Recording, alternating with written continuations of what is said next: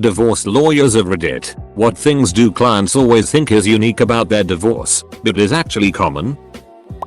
There are two main areas I've seen people are delusional about a divorce: kids and assets. With kids, everyone screams about how much of a D their spouse is and how the kids just absolutely hate that person. 9 times out of 10, the kids just want to move on and get back into a normal routine. They don't care a whole lot about the faults of each parent. With assets, most people don't realize that being married really is a partnership and that there are ways other than earning income that a spouse contributes to the marital pot. Nearly without fail, the higher earning spouse is adamant that the court will be shocked by how little their spouse did and how there is no chance in hell their assets are going to be divided 50/50. When I practiced family law, large portion of my job was tamping down expectations and having to just be real with people. Edit. A lot of people seem to be confusing alimony payments with division of marital assets. They are entirely different animals. Typically, the division of marital assets is solely based on when the assets were acquired and how they were acquired. On the other hand, alimony can be based on all kinds of factors, including, but not limited to, earning potential of each spouse, sacrifice of career by one spouse, spousal conduct, affairs, abuse, etc., expectation of lifestyle, many other factors that revolve around creating a smoother transition to single life as possible. In addition, I'm not advocating one doctrine or another. I am simply trying to explain what it is about the law that many clients don't seem to understand about divorce when they sit down with me for the first time. If you don't like the current state of the law, get involved in the political process and change things. There are successful ballot and legislative initiatives sweeping the country right now that are, at least championed as, changing how courts treat fathers when it comes to divorce. Edit 2. Many of you see my username as odd for an attorney. I'll let you in on a little secret. Many of us lawyers are normal people that are just as depraved and perverted as the rest of you sick ducks. We just happen to have a job that often requires us to present an image of formality and decency. Regardless, Mel Gibson's taint is not listed on my business card. I'm not a divorce lawyer, but I know a few of them. Pets. Everyone focuses on child support, but you have no idea how much acrimony is caused by who is taking the cat in the divorce. I've even heard of parents doing child-style visitation agreements and pet support. Spiteful it. Like a wife trying to claim her ex-husband's signed jersey just to burn it or whatever. This happens all the time and yet they all think that they are diabolical geniuses for wanting some asset just for the revenge value. The worst is when they tell their lawyer how much they really love that jersey and how much sentimental value it has. Like they need to fool their lawyer. Hitch, your lawyer doesn't give a duck why you want the jersey as long as you're paying him. Living together after divorce. Yeah. It's super weird, but a lot of couples own homes together and can't really quickly get out of that situation without simultaneously paying rent on a new place and mortgage on the old place. So they'll live together as they are divorcing and trying to sell the house, and even seeing other people, which of course leads to more problems. Thinking that they have come up with some crazy new scheme that courts have never seen before that will allow them to keep everything and give their spouse nothing. And it's usually something illegal, generally hiding assets, and they've usually already started doing it. I met a divorce lawyer in India, and you know what's unique for a divorce lawyer in India? Divorce. The profession didn't really exist until about 15 years ago, and even now it's very difficult convincing people that they really do need a divorce because it's so shameful in the culture.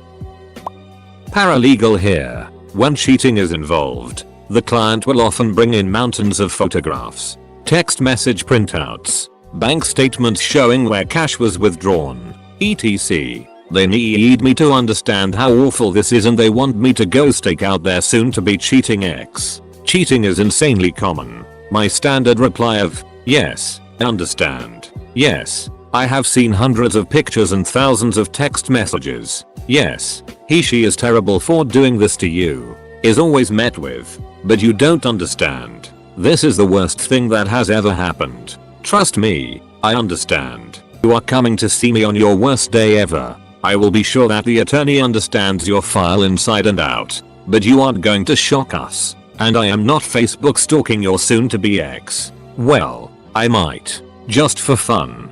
but I won't go on a stakeout with you. Don't let your marriage turn to this. My mom's a divorce lawyer and I asked her, and she said that most people who she works with seem to think they are unique with how much of an asshole their ex is. I often receive warnings from clients about how clever or smart their spouse is and to be careful as to not let them manipulate me. I don't want to be insulting, so I just say something like I am a professional, etc. In reality, the other spouse has never been very clever at all. They just had power over my client that they've built through long-term emotional and psychological abuse. The client is usually pretty delighted to finally see their abuser get ripped to shreds in court. Context: family lawyer working with domestic violence survivors. Texas family law attorney. How controlling their spouse, usually husband, is. Verbal abuse. The husband only wants 50/50 possession of kids to waive child support. The wife only wants primary conservatorship to receive child support. Constantly thinking spouse is purposefully delaying the case, even if it is a court scheduling issue or judge's order. Seeking supervised visitation of kids with no supporting basis, usually husbands, thinking they shouldn't pay as much child support if they don't see their kids very much, when in fact it is the exact opposite. Withholding visitation of kids if the other spouse does not pay child support, at least in TX. Non-payment of child support is not a factor in visitation. Adultery. Even clients who are swingers allege adultery, which is impossible to prove in a swinger relationship. The spouse making less money thinks they're entitled to more, like an 80/20 division of property instead of a reasonable split. Not saying 50/50 is always fair, but it is usually close. Clients with a reimbursement claim demand the other spouse pay them $X, when the entire community estate is worth much less than $X. There are many more, but these are just off the top of my head. Asked a friend about this once. He said how many people come in peacefully together. It's not the big standard and it's not everyone, but it happens way more than you'd expect. Both spouses just want the divorce and to move on. Apparently it happens quite a bit. He said that sometimes they'll devolve into a bit of a battle over assets. Rarely kids, but more often than not if a couple comes in together he has a bad day because he makes the least money off of them. He said one couple, collectively after their divorce, sent him a Christmas basket one year. Basically they wanted out and he helped navigate the legalities of it, and everyone was happy. He also had a story of a woman who had to consult with 2 private investigators for her husband cheating. The first one she hired was the woman he was having an affair with. Oh god. I know this one. 26 years in law practice and 15 of those doing domestic relations cases, and now I finally get to say with authority, they think their spouse is the worst ever and that their divorce is the most difficult ever. My most common answer to their on and on rants came to be, this is costing you about $5 a minute and we can make better use of my time. Besides, you're the one who married him. At least in Maryland, people assume because the spouse was cheating they will be able to get more money in alimony from the judge than they would have gotten otherwise. Not so much about what do my clients think is unique, but something I've noticed. Only the rarest of the rare client can understand how they are super illogical when it comes to their divorce. Divorce isn't rocket surgery, but almost everyone tries to make it that way. I still recall when I told my father that I was going to propose to my girlfriend, now wife. My dad, who was divorced from my mother when I was 5, gave me some great life advice. He said marry whoever you want, but be careful who you have kids with. That really stuck with me, and is advice I've passed along to my closest friends when the subject of proposals comes up. Thanks, Dad. People think the court cares about them, but all the court cares about is the kids. Holy it. Reading all these comments makes me even more grateful that my divorce was amicable and a clean break. Even with kids. Didn't even use lawyers. I believe I heard this before on Reddit. When you first meet your client you are convinced that the other spouse is crazy. After working with them for a while you realize they are both crazy. Sane people don't marry crazy people that often. Male potential clients come to me asking for help getting their child support lowered for all kinds of reasons that make sense to them but nobody else, especially not lawmakers, judges, or lawyers. My favorite is when they say they just had another kid with new wife or girlfriend and they expect that means their pre-existing child support obligation for that kid who lives 100% with mom should be cut drastically. When I tell them it doesn't really work that way, they get bent out of shape. Also, when they come to me and ask for a modification and learn that our state's guidelines went up since their last court order and that a modification would probably mean they pay more money, guys look at me like I must be crazy. Not a divorce lawyer, but know a few. Here's the honest answer. Basically everything. Clients always think their issues are unique because they have never seen it done or gone through it before. Lawyers have seen basically everything. Is there some new wrinkle most times? Sure, but that's like saying dogs are common even though this one has a unique pattern of spots. I'd be at least as curious to know what they think is common but is actually unique.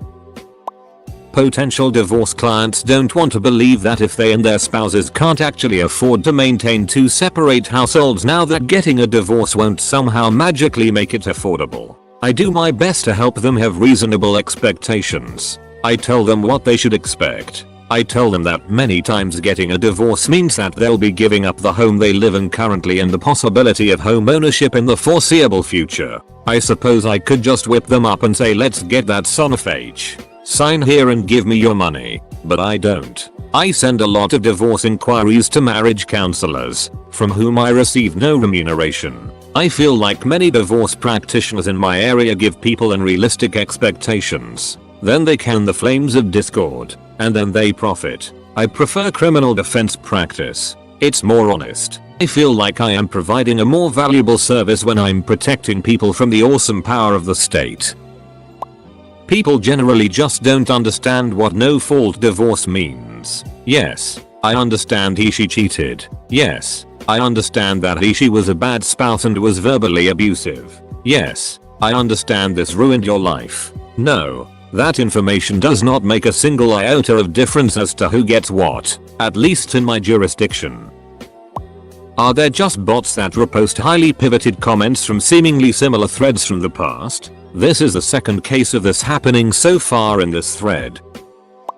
First up, not a lawyer, so stop reading if that bothers you. Number 1 for me, except in my case she found her lesbian self. Just a shame it took 13 years of being with me and a 10-year marriage to find out. Thankfully no kids or property, just yet loads of debt. We split it. Mine's paid off. Hers isn't but is in my name. 2017. A copyright. How common is it to sign a prenup? Does it vary a lot by country, state? 1. That being hostile, stubborn, or argumentative is going to somehow benefit them during the divorce proceedings. The opposite is true. Yes, divorce is an emotional process and feelings are always going to be a part of it. But the more willing that the parties are willing to work with each other, the better the outcome will be for everyone involved. 2. Also, unless you live in certain states, it does not matter to the court the reason you are getting a divorce. Your partner could have cheated on you for 5 years, or squandered all of the family savings on booze and hookers. In a no-fault state, like California, it makes no difference whether you are the side in the wrong. 3. You can do it yourself. I can't count how many cases that I've had to clean up because people have tried to do the divorce themselves. Consider that if you had pretty serious medical problem, you wouldn't try to cut yourself open and fix it yourself. But people seem to think that even though they're still amicable with their STBXs that they're able to handle serious legal issues such as divorce on their own. Now, just know a bunch of other divorced women. 2 things I haven't seen here yet, but have a few times in real life. Dudes think they can force their soon-to-be ex-wife to retake her maiden name. My ex tried this, because he knew how much I hate my maiden name. It's an unflattering adjective. For most other men it seems to be I gave it to you, so I can't take it away. I've also seen, and experienced, one parent deciding that both parents having equal legal rights to the kids before a custody agreement is made means that taking the kids and refusing to let the other parent have contact with them is a good thing, absent actual, documented abuse. I don't think this ever doesn't blow up on the parent who tries it. One rule that divorcing spouses can take to the bank: it doesn't matter in the least how many men, women, or members of the animal kingdom your partner was sleeping with, the judge is just there to decide on splitting up of marital assets, child support and alimony. Your personal horror stories can be saved for your close circle of friends. Not a divorce lawyer, but I was a retirement counselor and disability claims processor for over 30 years and took a full marital history on every client. Viagra and other anti-impotence drugs being developed contributed to a lot of divorces in the elderly population. Long marriage. Things got comfortable. Rocking along, papa gets the blue pill and hooks up with a, usually, younger woman. Saw it many times, and while most of the time it was the divorced woman who told me this, sometimes it was the man. My cousin got divorced without lawyers. They just filled out the paperwork themselves and decided between them how to split assets. They have kids too, so they just sort out who will have them when by communicating regularly. I really admire them for being so sensible. Lawyer here. Only been involved as an attorney in a few divorces, because that is not my area of practice. But other than the responses given by so many others, the thing that clients tend to think is that they have a foot they can put down about things. You can tell that judge I am not accepting less than 67%. Good luck with that. I don't care what he says. I'm getting the house. Well, you don't have to care what the ex says, but you do have to care what the judge thinks about what the ex says. I am that child's mother and I say he will go to this school, not that school. Also known as the Olutero ipsa loquitur, NB. Being the mother does not come with plenary authority. Taking a guess. Men not wanting anyone to know that their wife had an affair because they are embarrassed.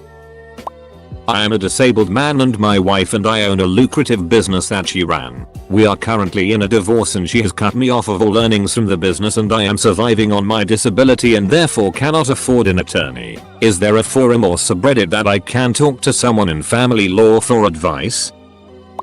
Mine might be a little unique in that it went off without a hitch. She was fooling around with some guy and decided she didn't want to be married anymore. So I just let her go. I handled all the divorce filing myself. Didn't go through a lawyer. Sent her the paperwork to sign. We split what was hers and what was mine in a single day. And I represented for the both of us in court without her present. Just sent a text later that day saying we were divorced. Split savings based on who had put into it and closed the joint account. I took the cat, she took the dog. Debts went to who was responsible for them. No alimony. Thankfully no kids in the mix. And we haven't seen or talked to each other ever since. Sad and unfortunate, but probably the most amicably handled divorce that I could have asked for. Edit. Having read further down this thread I realize that this is not unique in the slightest and is pretty much what level-headed people do.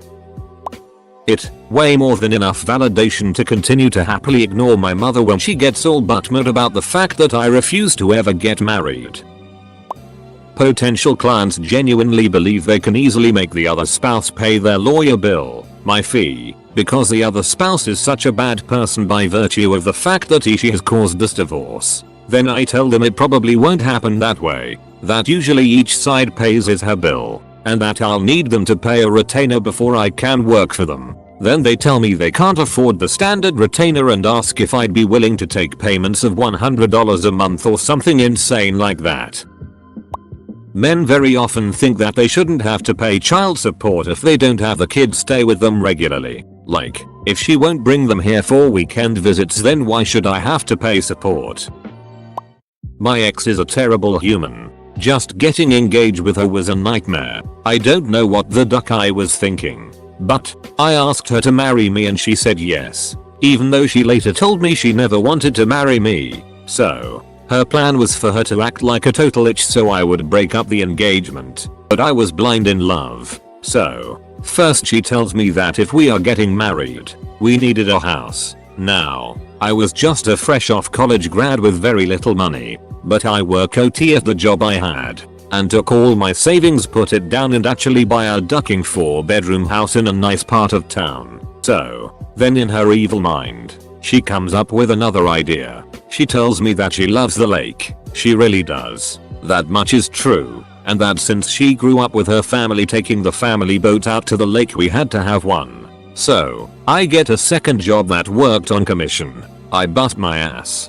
sell the duck out of our products and get enough money to buy a really nice boat outright. So, now she is angry cause I am bending backwards to give her all she wants. She is a very always religious girl. We had not have sex. And she tells me that she wanted her first time to be a special and she wanted it to be one she would never forget. So she wanted to honeymoon in Hawaii and that the first D to penetrate her had to be 12 inches long. So, stupid me goes off to a plastic surgeon to get 3 inches cut off my D. Why didn't I dump that stupid itch?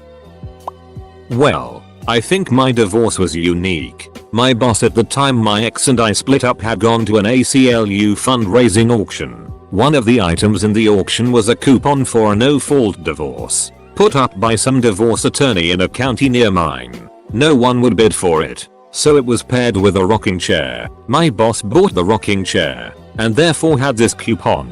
He didn't even know me at the time. I went to work for him shortly after that. My then wife and I just wanted to end it. She had slept with a minister from another state and then planned a summer camping trip with him. And I told her at that point that I was done. I moved out and refused to get back together. So there we were. So my boss gave me the coupon. Guess he didn't know he would need it later. And I used it to get my divorce. Didn't cost me, or anyone besides the lawyer, I guess, anything at all. Unless you count part of what my boss bid for the rocking chair. That they text each other rude comments. And that those texts should be exhibits at trial. Everyone thinks their ex has some sort of mental health issue. Narcissism is common. So is BPD. Now I ask, have they ever been diagnosed? The answer is almost always no, but it is just so clear that obviously a judge will see it. Ugh. The fact that you hate your ex is not sufficient evidence for anything, except that you need to be divorced. They are the only person on the planet to have ever been cheated on. Without fail. They are the first and only. Even if they also cheated. Most memorable domestic relations case I ever worked on. Wife worked for federal agency and traveled often for work. She had affairs when traveling and, it appears, got pregnant as a result. When husband learned his wife was pregnant, likely with another man's child, he became depressed and couldn't sleep and started taking sleep meds. Early one morning, on his way to work, under the effect of his meds, he fell asleep at the wheel of his truck, ran off the road, hit a guardrail and was killed. The wife sued my client, the firm that designed and built the guardrail, for wrongful death, seeking compensation for both her and her children. Only because my paralegal was especially chatty did she discover that a secretary in our firm lived in the same neighborhood as the wife and knew her whole story. When I sought to get a blood test for both children because I was challenging paternity, the wife quickly offered to settle for a modest sum. We accepted. I took her deposition before I knew there were questions about paternity. She showed up in a high-necked dress, her hands folded, ladylike, in her lap and occasionally dabbed at tears with a hanky. She put on a good show. My cousin was going to get her child support adjusted but didn't have a lawyer. Her friend works at a lawyer's office and got the lawyer to help out. After the lawyer talked to the ex one time, the lawyer agreed to take the case for free because her ex was so insulting. Just turned 30. Fam rags on me to get married and then I have friends D'ing around on their spouses while married.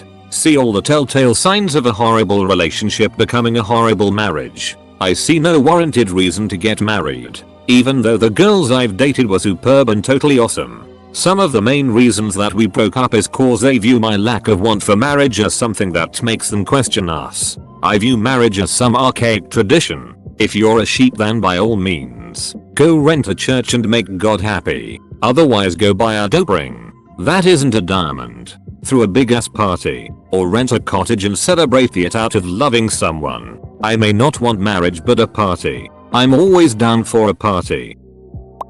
In Texas, everyone thinks the judge will give them the kids or give them more of the assets if she just hears their side of things. No. In family law, we know what the end result will be 90% of the time. The code sets out exactly what people get. The only time it varies is when there is abuse. Even then, we know mostly how the judge will rule. No one is special. Where attorneys do make a difference is protecting the client from disputes down the road and negotiating for what's most important to the client.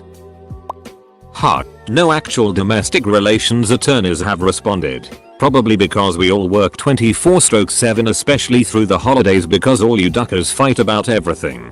All the time. Forever. Welp.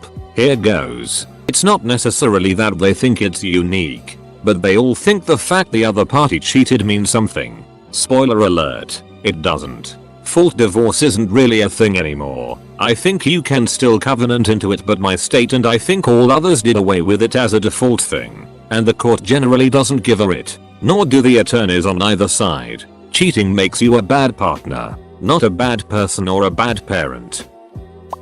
People always tell me their ex is going to kidnap the kids and flee the country if they send them for a visit. It's never happened to me, or any attorney I know. I'm sure it does happen. Rarely. And then it's major news. But literally 9/10 people are convinced the minute they let the ex see the kids she will flee the US with them, never to be seen again. Wisconsin is a no-fault state. My lawyer told me it was ridiculous how many people she dealt with that wouldn't understand that cheating didn't matter. Yeah, it sucked. Yeah, it can tarnish the cheater's character. But the judge doesn't really care. Co-worker's wife works with a divorce lawyer. He handled one of her friend's divorce who was splitting up with his wife after a few months of marriage. In the paperwork was a clause that the wife and her mother had to go out to dinner with the husband. Another one. Your STBX is not a narcissist, bipolar, sociopathic, mentally unstable, etc. Not unless you have a licensed professional that is willing to testify to that in court. It's just a bad divorce.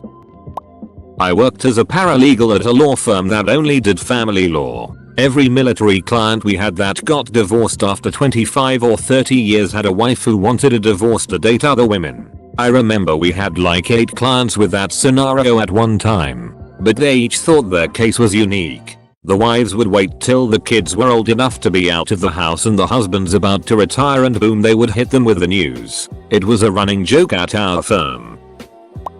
Family law attorney here. Not unique, but wildly misunderstood. Your prenup doesn't trump community property law. I tend to specialize more in bird law. This is simultaneously the most interesting and the most depressing thread. Your dog is not special. Yes, I know you love the dog. So does your STBX. No, the court will not order that you share joint custody of the dog. No, I am not going to file a motion demanding that you get to keep the dog. I don't care that you are the one who walked the dog, and neither does the judge. It's a dog. Rational people do not spend $400 an hour in attorney fees fighting over a dog. You and your STBX will both look like morons in court. Either the two of you agree on who gets the dog, or the judge is going to order the dog be sold and the two of you split the profit. Dogs are property, not children. Even your dog.